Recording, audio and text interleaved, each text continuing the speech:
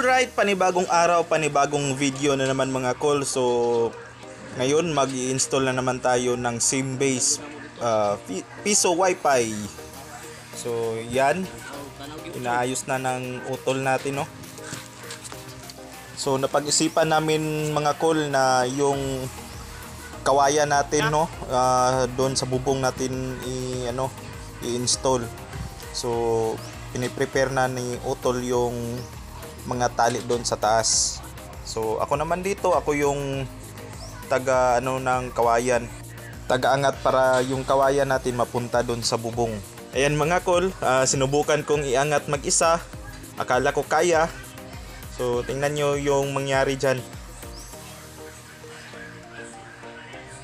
Inaangat ko na,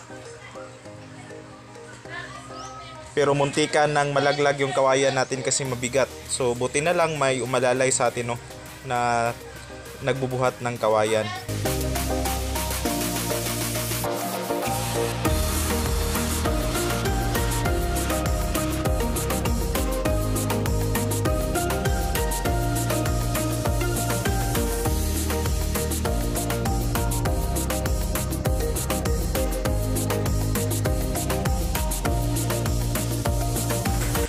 So naitaas na nga natin yung kawayan mga call, no. Buti na lang may umalalay sa atin na i-install yung antenna natin. So habang inaayos nila yung antenna, ako naman dito sa baba, tinitry ko na magka-signal ba. So yan, wala pang antenna, but nagkulay blue naman yung modem natin, hindi pumula. So meaning kaya ko na ng signal. So tinitry ko i-open yung YouTube at naka-open naman. So yan, tinatry natin i-play. Wala pa yung antenna mga call, ha. So how much more kung ma-installan na to ng antenna natin, parabolic antenna. So yun, since nagka-signal naman, ini-install natin yung cage at saka yung window. So yan, pinasok na ni utol sa cage para safe yung window machine natin.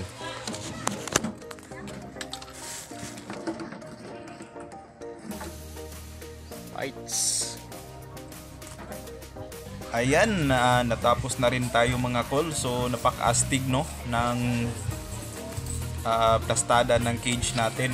So kitang kita yung window machine. So may LED frame light kapag gabi, ma-attract yung mga client natin dyan. So yan. So another successful installation mga call. So pauwi na naman kami since may ayusin din kami P2P. So for point to point, no, yung gamit natin is SIM base pa rin. So isang modem lang at isang SIM. So dalawang window yung pinapower natin. So ito yung unang window at yung modem ay nasa loob.